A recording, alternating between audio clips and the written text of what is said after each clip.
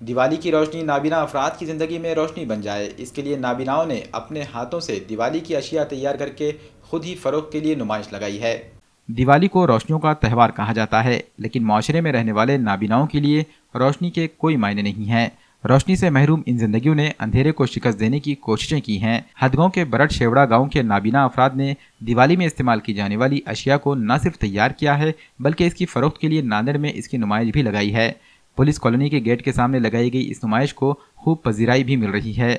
इस नुमाइश में अगरबत्ती, मोमबत्ती, दिए और दीगर अशिया फरोख्त करने के लिए सजाए गए हैं।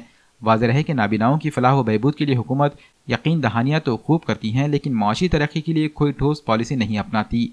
यही वजह है कि नाबीनाओं ने खुद कफील बनने की कोशिश के तौर पर ये एक पहल की है। माझं नाव आहे सुषमा भालेराव। मी खरं तर पुण्याहून आलेली आहे। नंतर मला नांदेड इथे हे प्रशिक्षण एस एम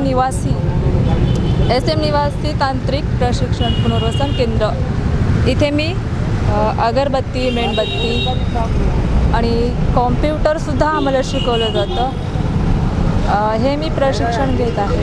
हे प्रदर्शन अशासाठी भरवण्यात आले की हे अंधांच्या आणि अपंगांच्या कलेला वाव मिळावा, किंवा यांनी केलेले जे काय साहित्य आहे, अगरबत्ती, मेणबत्ती, हे प्रत्येक कलरच्या मेणबत्त्या आहेत, इथे अगरबत्ती, किंवा अंधांना अपंगांना समजावं की हे कसं विकलं जातं, याची विक्री कशी केली जाते, यासाठी हे प्रदर्शन भरवलेलं आहे। हो, हे अगरबत्ती मी स्वतः तयार केलेली आहे। याचा प्रतिसाद खूप चांगला मला मिळाला आहे। ही स्वतः अगरबत्ती कशी तयार करायची हे सुद्धा मी तुम्हाला सांगू शकते।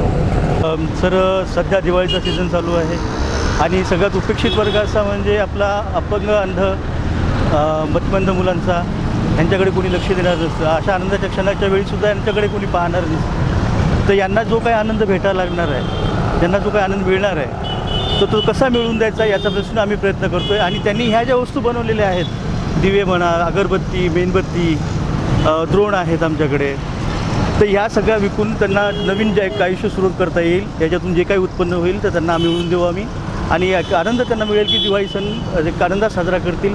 आणि नागरिकांना मी अशी विनंती करतो की त्यांनी या ठिकाणी येऊन जे दिवाळीचा जे दिवे आहेत त्यांच्या प्रकाशामध्ये आमच्या अंध मुलांचंही जीवन उजळून टाकावं, एवढी आपणास विनंती करतो।